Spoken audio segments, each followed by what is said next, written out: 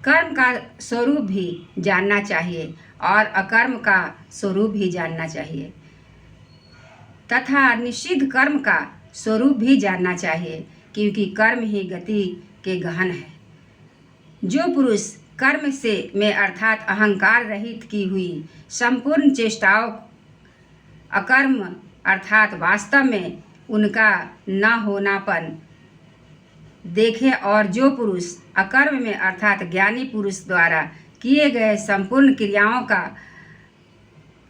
त्याग भी कर्म को अर्थात त्याग रूप कर्म क्रिया को देखे, वह पुरुष मनुष्य में बुद्धिमान है और वह योगी संपूर्ण कर्मों को करने वाला है। हे अर्जुन, जिसके संपूर्ण कार्य कामना और कल्पना से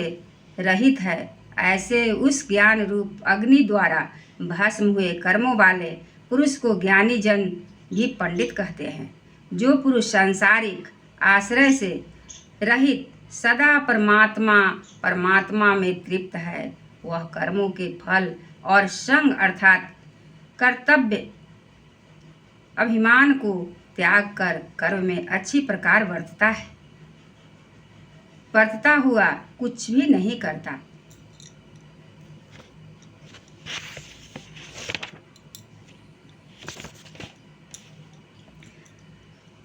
जीत लिया है अंतःकरण और शरीर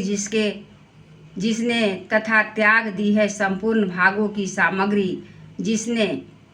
ऐसा आशा रहित पुरुष केवल शरीर संबंधी कर्म को ही करता हुआ भी पाप को नहीं प्राप्त होता है। अपने आप जो कुछ और प्राप्त हो उसमें ही संतुष्ट रहने वाला और हर्ष शोक आदि द्वंद्वों से अतीत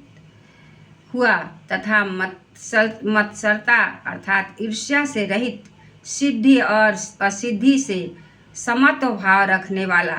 पुरुष कर्मों को करके भी नहीं बनता है, क्योंकि आसक्ति से रहित ज्ञान है और स्थित हुए चित्त वाले यज्ञ लिए आचरण करते हुए मुक्त पुरुष